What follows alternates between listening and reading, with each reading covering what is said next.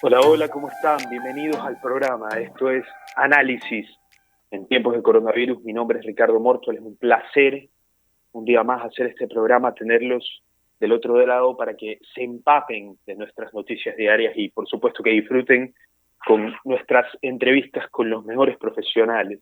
Si hablamos de mejores profesionales, te vamos a hablar de nuestro invitado el día de hoy, Raúl Ledesma, abogado, exministro de Trabajo y del Ambiente. Raúl, ¿cómo está? Bienvenido a nuestra casa.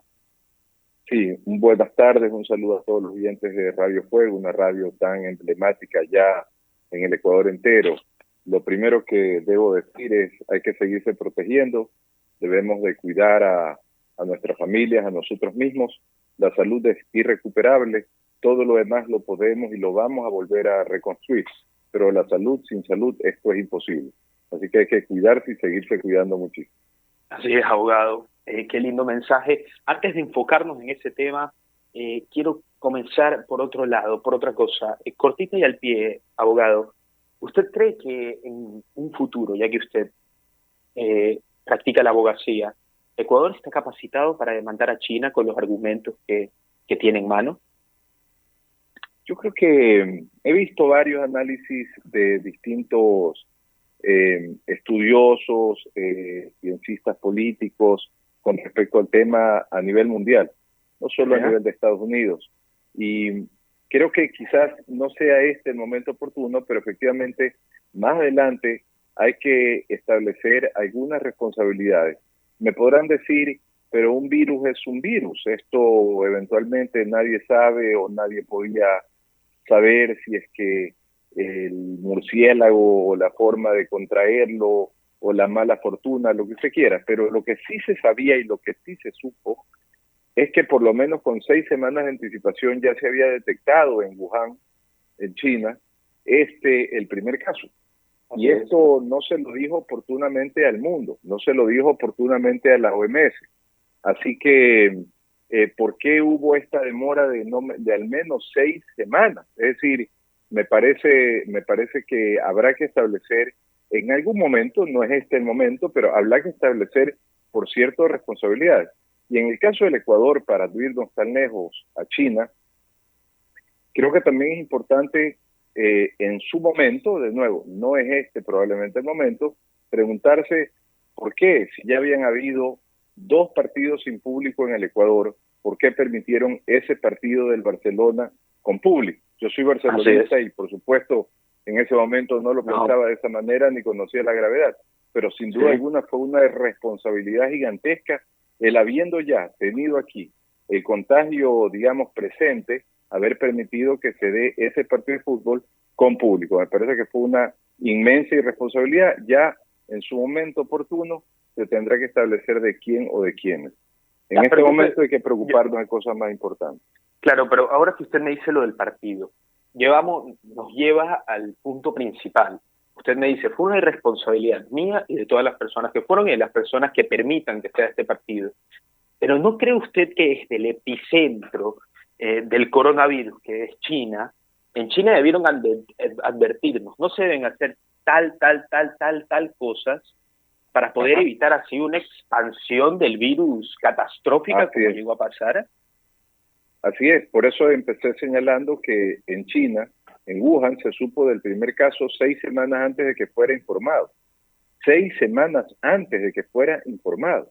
Entonces, claro, entonces creo que también a China habrá que en su momento pedir las aclaraciones o tomar las medidas legales que cada país quiera conveniente, pero efectivamente hubo ahí por lo menos una falta de prolijidad en el accionar con respecto a la OMS, incluso porque debieron sin duda alguna haber informado al mismo momento que había ocurrido el primer contagio, esto es 6 semanas antes de que el mundo entero lo supiera, y se permitió pues toda la viajadera por Europa, etcétera, con las consecuencias consabidas luego, obviamente, en Europa.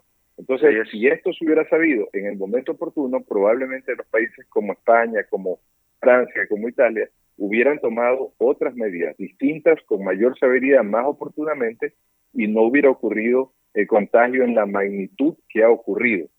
Y llevo eso y extrapolé al Ecuador, el partido de fútbol, la responsabilidad de los que fueron o fuimos no es tal porque no sabíamos el grado de severidad, de facilidad de contagio de este virus.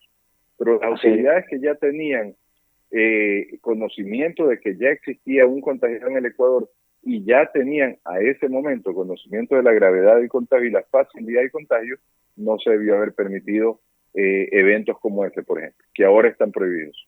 Claro, ministro, pero ahora no, entramos al eterno debate. El día de ayer o antes de ayer, si no me equivoco, Alberto Fernández, el actual presidente de la República Argentina, dijo: prefiero que el 10% de la población argentina se empobrezca a que tengamos 100.000 muertos. Usted fue ministro del Trabajo. ¿Cuál es la decisión correcta ahora en el Ecuador? No tenemos reservas, no podemos darnos ese lujo.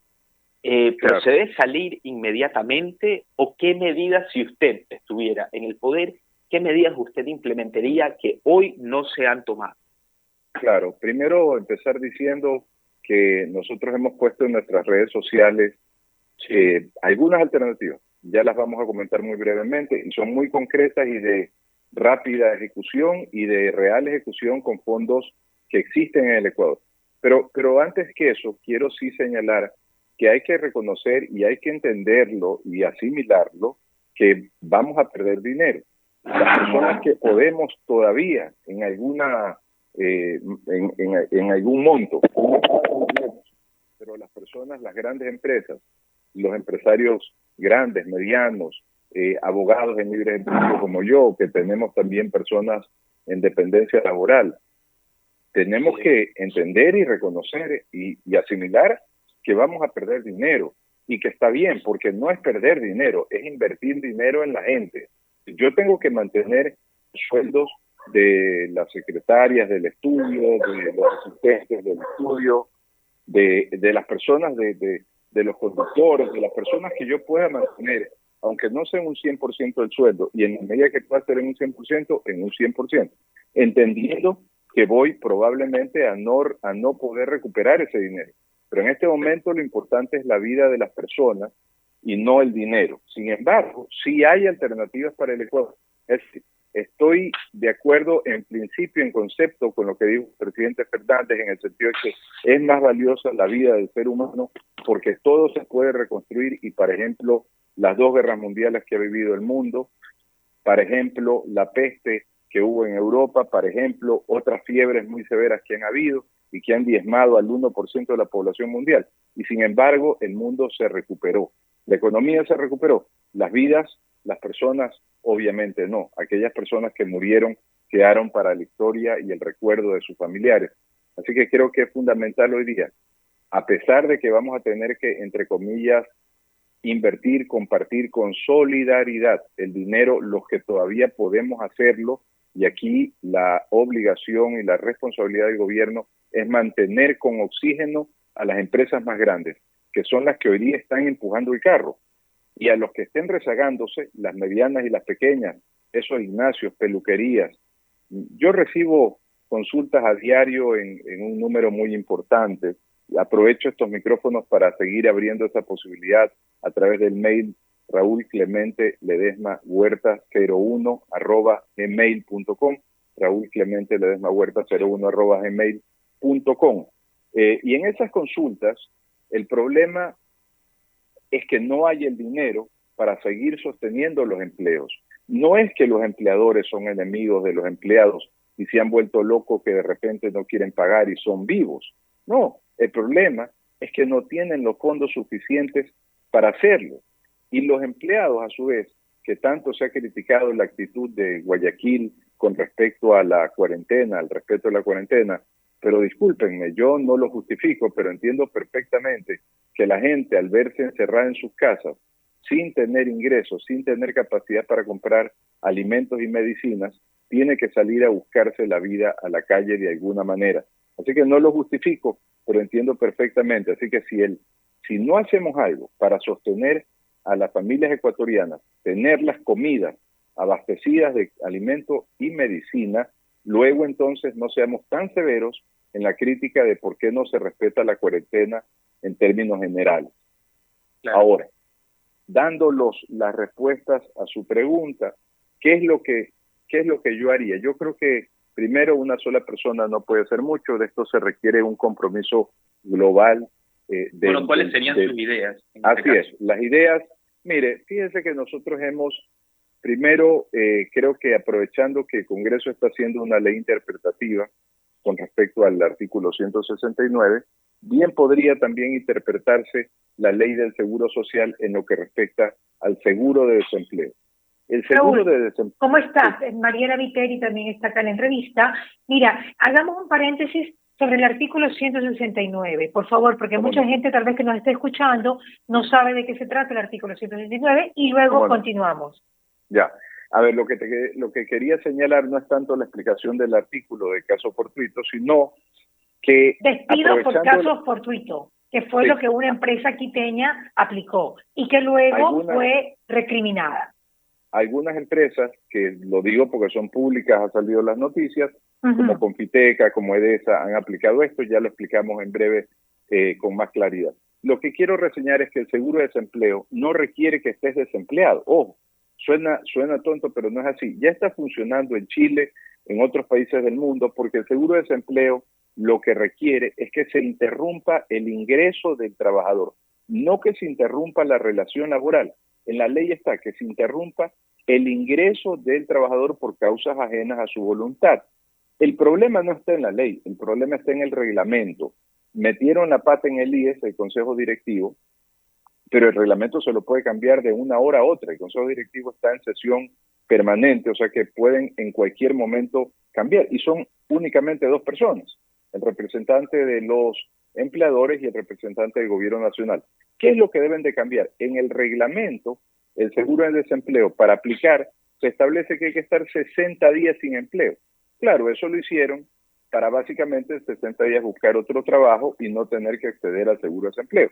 Pero lo único que hay que cambiar es efectivamente eso, que se pueda acceder al seguro de desempleo de manera inmediata. Nosotros hemos entregado a la Asamblea Nacional, a la Comisión de lo Laboral, la propuesta concreta de cómo se debe hacer esta reforma puntualmente, con rapidez, y básicamente es cambiar un solo artículo, señalando que en caso de que el gobierno nacional decrete emergencia sanitaria u otras, entonces se acogerán inmediatamente aquellas personas que estén o despedidas o suspendidas al seguro de desempleo. Esto permite que todos esos empleadores, todas esas peluquerías, todos esos gimnasios, todas esas boutiques que quedan en centros comerciales, no tengan que pagar de su dinero, sino que lo pague el IES. Y usted mira, ¿pero el IES tendrá la plata? Pues por supuesto que sí. En el balance que está publicado, es público, está publicado en la página del IES, está cada seguro con el rubro del monto que tiene de fondo. El seguro de desempleo tiene un fondo de $1.000 millones que solo pueden usarse en ese seguro de desempleo. Lo que pasa es que ahora es imposible acceder porque, claro, tengo que estar desempleado 60 días. Imagínense lo que es estar sin ningún tipo de ingreso por 60 días. Entonces, esa es una alternativa. Y la otra alternativa es alternativa desde la óptica del sector público. Y desde la óptica del sector privado es aún más sencillo. Cuando yo fui ministro de Trabajo, nosotros con Coca-Cola y con Cervecería Nacional tuvimos la intención de regularizar a todos los trabajadores de las tiendas de barrio. Ustedes saben que las tiendas de barrio, pues el dueño de la tienda, el trabajador es su prima, su sobrina, su pariente, la comadre, en fin, ¿no? Entonces, pero no están regularizados, no están afiliados al IES, entonces debiera regularizarlas.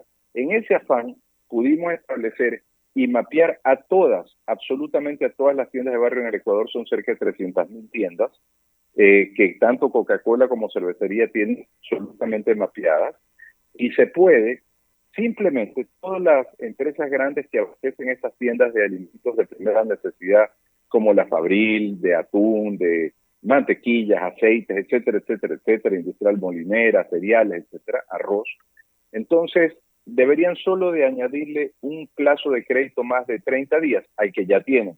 Estas tiendas normalmente tienen crédito entre 30 y 45 días, dependiendo el tipo de alimento, el tipo de producto. Deberían de simplemente decirle, vea, por esta emergencia le vamos a añadir 30 días más a usted en su crédito, de manera que el tendero, ¿qué va a hacer? El tendero se va a mirar y va a fiarle pues al vecino.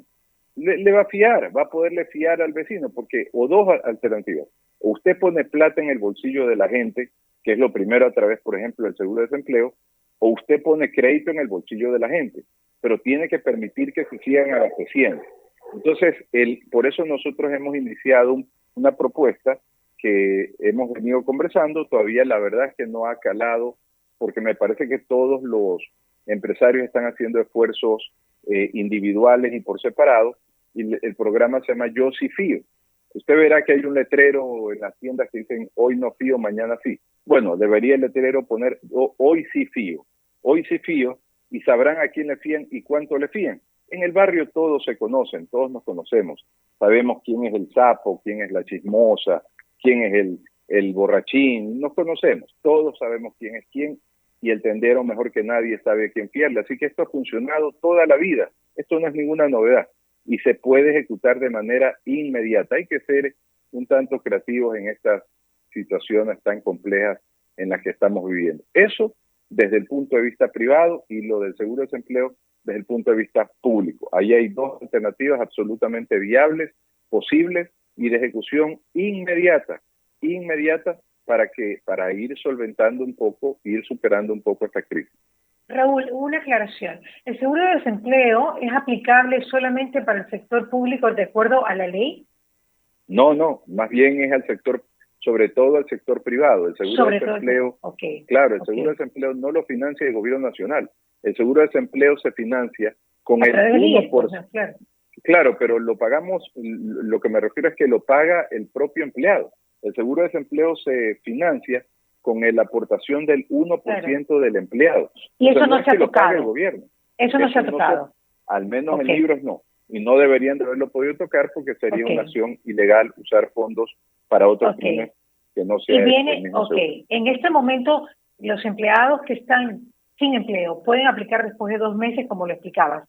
¿Se le paga el 100% por cuánto tiempo? ¿O no se le paga el 100%? No, se le paga el 70% del salario básico hasta que consiga empleo.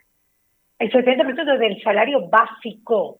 Del salario básico, cerca de los $400, el 70%. ¿Y hay un deadline para conseguir empleo? ¿1 año, 2 años? ¿A qué se acuerda? No, en realidad no hay un deadline, porque de eso se trata el seguro, que mientras uno no tenga ingresos, tenga la capacidad para seguir con un valor medianamente escaso, pero permitido, seguir abasteciéndose de alimentos y medicinas. Y ese seguro está financiado. O sea que lo puedes aplicar perfectamente. Lo pudieran aplicar, es cuestión de que entren a cambiar el reglamento, que como dije, lo pueden hacer de una hora a otra, no de un día, de una hora a otra hora. Lo pueden hacer fácilmente. Yo le he entregado esta información tanto a la Asamblea Nacional como a los principales del Seguro Social, al doctor Paul Granda, que obviamente es amigo, porque fuimos compañeros de gabinete, y bueno, me imagino que lo estarán analizando. Ojalá que lo puedan aplicar a la brevedad.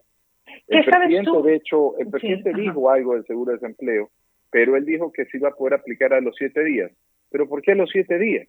Es decir, ¿por qué a los 7 días? ¿Por qué no a los 4, a los 3? ¿Por qué no de inmediato, una vez registrada el hecho ocurrido ante el Ministerio de Trabajo? Es decir, debería ser inmediato. En estos momentos debería ser inmediato.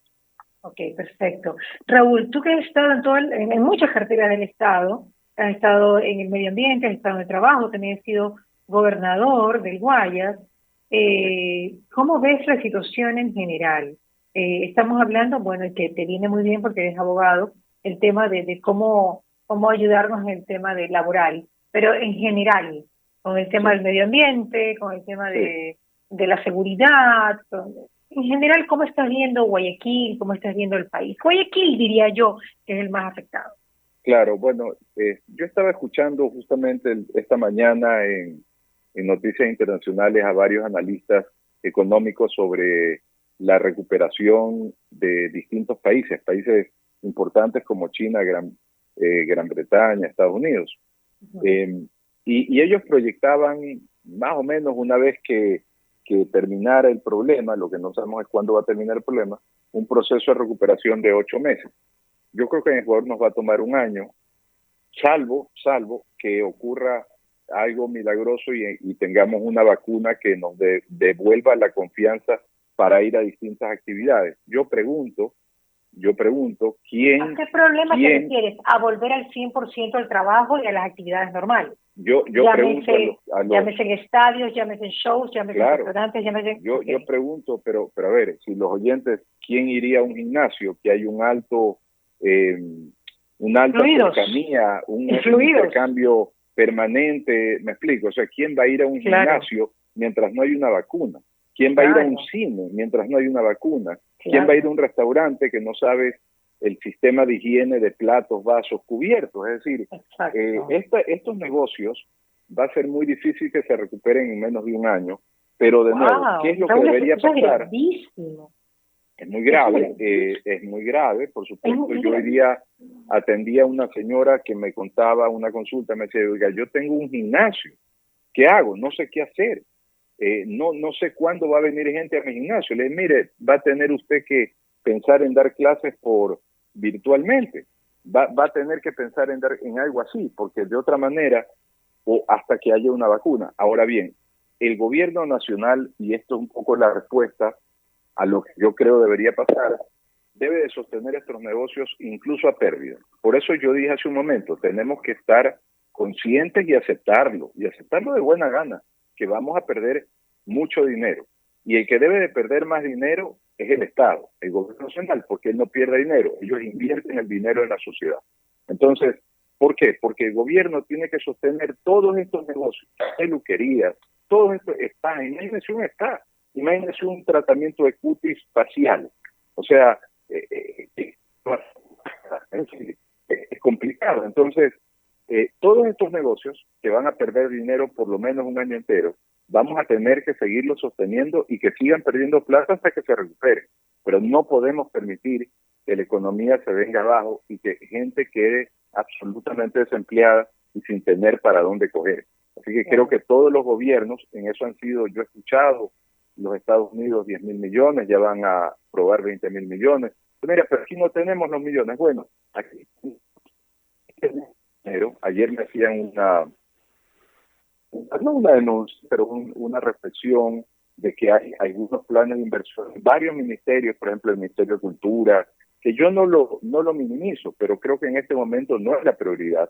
Y creo que todo este dinero debe dirigirse exclusivamente al salvataje del mediano y pequeño empresario. Ese asadero de pollos, esa cevichería, esa picantería, esa boutique. Hoy día tenemos que dirigirnos a salvar a los rezagados y apoyar sobre todo a la gran empresa que es la que está, digamos, metiéndole motor para seguir adelante. Yo no soy ni proempresa ni proempleado, yo soy proecuatorianos. Somos socios estratégicos, tanto trabajadores como empleadores. Somos necesarios unos con otros. Si usted la radio no tuviera los empleados que tiene, la radio no pudiera funcionar. Y si usted no hubiera arriesgado su capital para poner una radio, ellos no tendrían en dónde trabajar. Así que son socios estratégicos y así tienen que verse. Pero claro, en este momento están en algunas situaciones tratando de enfrentarnos y dejándole toda la carga al sector privado, y esto no puede ser. Es decir, por ejemplo, el Ministerio de Trabajo autorizó, a pesar de que no hay norma legal que lo permite, autorizó que se pague en cuotas los sueldos de marzo y de abril en aquellos empleados que están suspendidos su jornada laboral. Pero claro, pero esa autorización significa negociar con el empleado y entrar a una amarga conversación de decirle, yo no tengo plan. Me explico, o sea, ¿por qué tenemos que ser el privado tenga que cargar con este peso? Es decir, ¿cuál pago que el financio? No.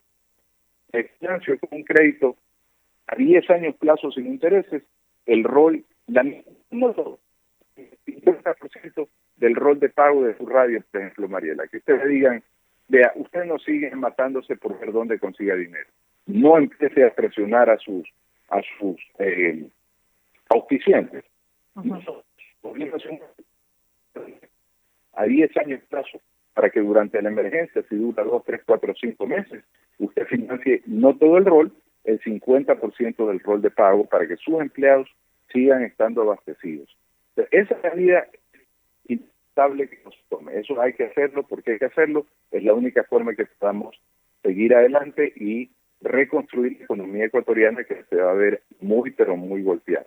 Ojalá que sea viable, ojalá que esta propuesta que acabas de mencionar, Raúl, sea viable, porque es una buena propuesta, es una buena salida en todo caso, ¿no? Yo he estado en el gobierno, yo estoy yo lo sé. absolutamente seguro que los fondos existen y que lo que hay que es que reestructurar esos fondos y empezar a dejar de hacer cosas, digamos, en este momento menos prioritarias, ¿verdad? Y dirigir todos esos fondos hacia la refinanciación, hacia la reconstrucción de la economía nacional. Así que fondos sí hay. Lo que pasa es que, claro, cada ministerio pelea por su presupuesto, obviamente, ¿no? Claro. No creo que sea y es muy importante para la niñez de construir 1000 canchas de fútbol. Bueno, en este momento eso me parece que ya no es una prioridad. ¿Y qué pasa con esos contratos del Estado que se les debe a la gente, a los privados? ¿Crees que hay que pagarles o que en este momento no hay que pagarles? Porque es una pregunta del público. Bueno, yo creo que hay que pagar dependiendo, de nuevo, si ya la obra se entregó o si la obra está siendo ejecutada parcialmente, hay que pagarla. No puede depender de hacer por ejemplo, una carretera, un puente, la entrega de medicinas al Ministerio de Salud, en fin. Pero creo que hay otras obras que están por iniciarse, que todavía no se han iniciado, que no ha habido ningún tipo de gasto por parte de la empresa, y creo que ahí sí habría que chequear si esa obra es o no prioritaria. El ejemplo es la cancha de fútbol, pero hay muchísimos ejemplos en el Ministerio de Ambiente. Hoy día hay parques nacionales que están absolutamente cerrados, que no se puede el ingreso. El crecimiento presupuestario para mantener el parque es infinitamente menor a lo que normalmente era. Así que ese presupuesto sigue estando ahí. Creo que hay que redireccionar y parcialmente sacar de ese presupuesto para hacer estas líneas de crédito hacia los sectores de la economía que hoy día son prioritarios atender.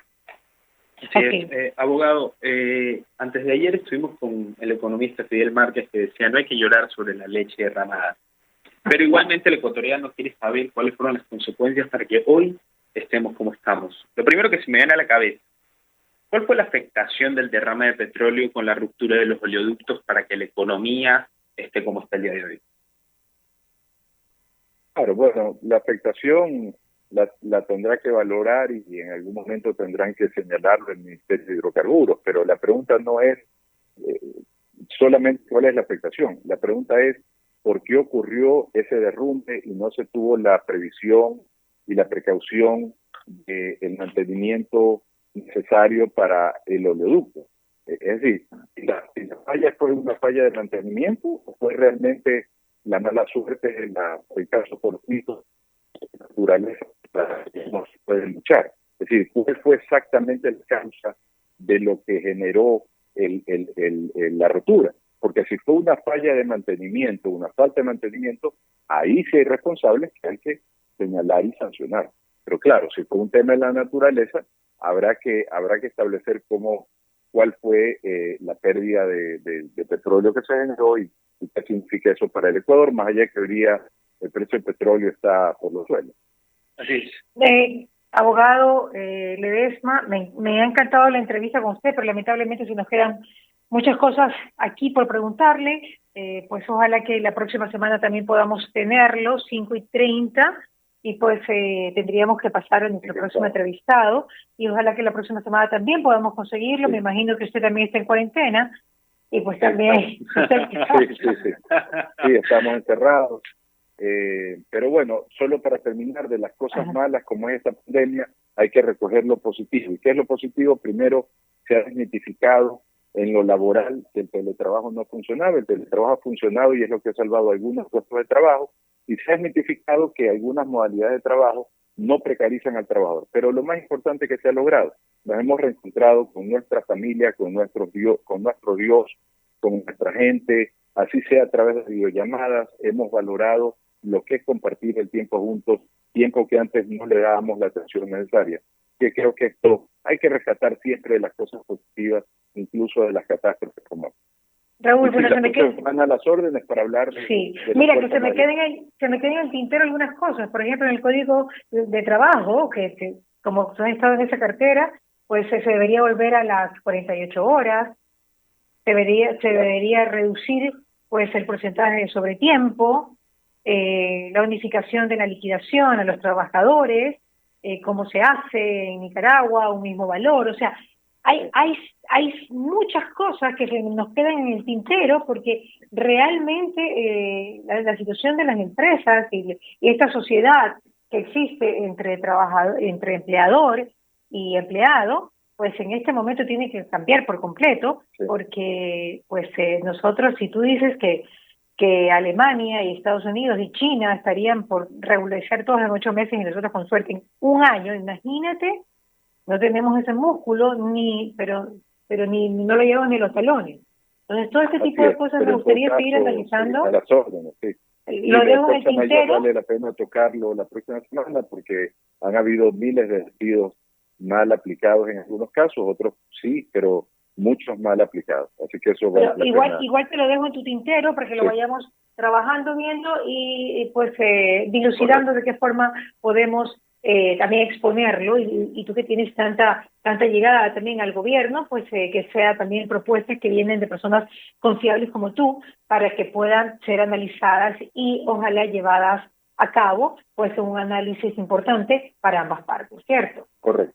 Gracias, Raúl. Un abrazo. Abogado, muchísimas gracias. Que Dios bendiga el Ecuador, como siempre lo digo.